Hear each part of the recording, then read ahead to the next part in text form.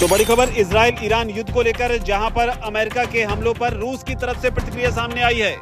America ने Iran के nuclear facility पर जो हमले किए हैं B-2 बॉम्बर का इस्तेमाल कर उसे लेकर अब रूस ने बड़ा बयान दिया है। उसके पूर्व राष्ट्रपति और सुरक्षा परिषद के उपाध्यक्ष दिमित्री मेदवेदेव ने बड़ा बयान दिया है। उन्होंने कहा है कि कई देश अब ईरान को परमाणु हथियार देने को तैयार हैं।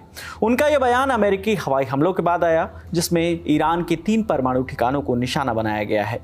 रूसी राष्ट्रपति व्लादिमीर पुतिन के करीबी नेता मेदवेदेव ने इसे एक नाकाम मिलिट्री ऑपरेशन बताते हुए कहा कि अमेरिका का यह हमला न केवल असफल रहा, बल्कि अब वो एक नए संघर्ष में उलझ गया है। जो आज के समय भारतीय मीडिया, इंटरनेशनल मीडिया हर कोई कवर कर रहा है। यहाँ पे आप देख पाओगे article, several countries ready to give Iran nuclear warheads after US strikes. इस पे आप देखोगे दर्जनों आर्टिकल्स पब्लिश हो रहे हैं। Even Israeli media the Jerusalem Post, इसने भी इस न्यूज को कवर किया है कि nations prepare to arm Iran with nuclear warheads after US strikes. Russia के मेदवेदेव ने यह बात क्लेम करी है। मैं वैसे आपको यह बता दूं, दिमित्री मेदवेदेव ये रशिया के प्राइम मिनिस्टर रह चुके हैं, प्रेसिडेंट रह चुके हैं और आज भी व्लादिमीर पुतिन के बहुत ज्यादा करीबी हैं। और इसलिए जब इनकी स्टेटमेंट आई कि ईरान को तो अब न्यूक्लियर वेपन हम पक्का देंगे, पूरी दुनिया इसको कवर कर रही है कि ईरान को अपने परमाणु हथियार देंगे, चाहे ईरान खुद के न्यूक्लियर वेपन ना डेवलप कर पाए, ईरान के पास न्यूक्लियर वेपन्स पहुंचेंगे। और आगे रशिया ने यह भी स्टेटमेंट दे दी है कि ईरान और रशिया प्लान कर रहे हैं एक कोऑर्डिनेट रिस्पांस की। जिस तरह खुल खला के पाकिस्तान ने ईरान के हवाले से कंडेम किया इजरायली स्ट्राइक, क्या ईरान ने उस हवाले से खुल खला के कंडेम किया था? ये सवाल है कि नहीं है? क्या उन्होंने कंडेम किया था कि नहीं किया था? मुझे नहीं लगता किया। तो दोस्तों, रसिया ने एक बार फिर से पूरी दुनिया को चौंका दिया है। जो रसिया के पूर्व राष्ट्रपति हैं, जो कि व्लादिमीर पुतिन के काफी ज्यादा करीबी माने जाते हैं, उन्होंने एक बयान दिया है कि बहुत सारे कंट्री ऐसे हैं दुनिया में जो ईरान की मदद करना चाहते हैं, और वो मदद इस हद तक होगी कि कोई न कोई देश ईरान को एक न्यूक्लियर बम भी प्रोवाइड करवा देगा, जिससे अमेरिका को बहुत ज्यादा प्रॉब्लम हो जाएगी। कि जो जवाब ईरान देगा ना यूएसए को, उसमें रशिया की बिल्कुल इन्वॉल्वमेंट होगी। और देखिए, यहाँ पे आप कह सकते हैं रशिया गलत नहीं है। आप सोचकर देखिए एक बार को, यूएसए ने यूक्रेन की हेल्प करी ना रशिया को हिट करने में, तो अगर रशिया ईरान की हेल्प करता है यूएसए को हिट करने में, it won't be wrong. I mean obviously US कहेगा कि गलत है, ईरान टेररिस्ट नेशन है, रशिया ऐसा कैसे कर सकता है वगैरह।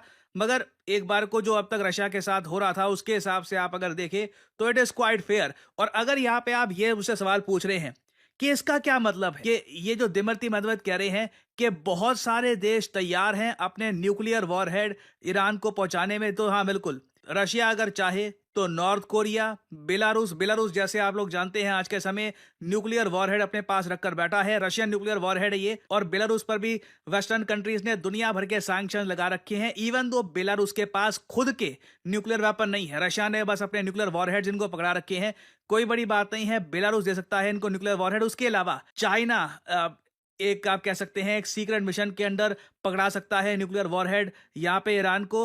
रशिया के पास बहुत सारे ऑप्शंस हैं, ये लोग खुद ऐसा कर सकते हैं। तो 4 देश तो मैंने आपको इमीडिएटली गिनवा दिए, Russia, Belarus, China, North Korea, many nations ready to supply nuclear warhead to Iran. तो दोस्तों, ये बात सही है कि जो राष्ट्रपति थे रशिया के पूर्व, उन्होंने किसी भी देश का नाम नहीं लिया कि वो कौन सा कंट्री होगा जो न्यूक्लियर वॉरहेड प्रोवाइड करेगा ईरान को। और इसमें कोई भी देश हो सकता है, चाहे चाइना हो, नॉर्थ कोरिया हो, या फिर खुद रसिया हो। और अगर अमेरिका भी प्लान कर रहा है ईरान के ऊपर न्यूक्लियर अटैक करने का, और अगर ऐसा कुछ होता है तो इस पूरे रीजन में बहुत ज्यादा डिस्टरबेंस हो जाएगा, जिसका नुकसान पूरी दुनिया को उठाना पड़ेगा। मैं नहीं, I don't buy this theory and I don't buy this. So ये आप समझ लें कि इस वक्त जो भाईजान ईरान है और भाईजान इंडिया एंड भाईजान इसराइल, ये दोस्त भी हैं लेकिन लड़ाई भी चल रही है। दोस्त भी हैं लेकिन लड़ाई भी चल रही है, और ये लड़ाई जो है वो ख़त्म नहीं होने का नाम ले रही। और इसको मैं आपको बात बताऊं, ये इंडियंस को तो सारा पता है कि क्या इजराइल कर रहा है, बिकॉज इनकी आपस में बड़ी स्ट्रॉन्ग एंड क्लोज एसोसिएशंस हैं. They are sharing information. So far I think India has not evacuated its people from Israel so far. ये मेरी एक ऑब्जर्वेशन है. इन्होंने इवैक्यूएट नहीं किया. ठीक है, तो देखते हैं कि इंडिया कब तक अपने लोगों को इजराइल में रखता है. लेकिन ऑब्वियसली उनकी एक अप्रोच है, वो समझते हैं कि what we should do and what we shouldn't do. वो अपनी मर्जी से, वो जिसे कहते हैं ना, वो लगे हुए हैं, उनको इसी से कोई गर्ज नहीं है. लेकिन इजराइल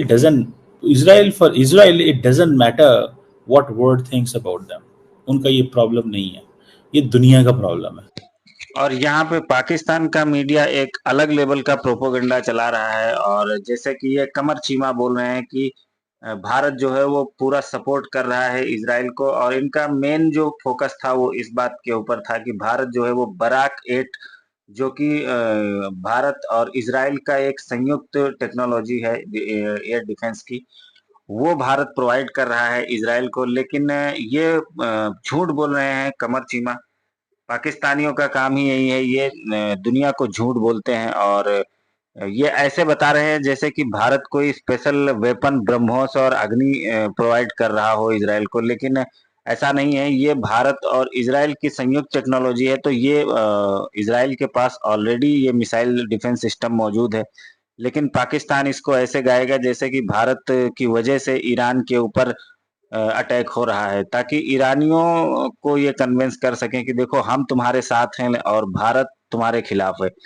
लेकिन अगर देखा जाए तो सबसे ज्यादा जो खराब किया है ईरान के साथ वो तो पाकिस्तान ने ही किया है. आसिम मुनीर अमेरिका से वापस पाकिस्तान नहीं पहुंचे, उससे पहले जो अमेरिका के B-2 बॉम्बर थे वो ईरान पहुंच गए.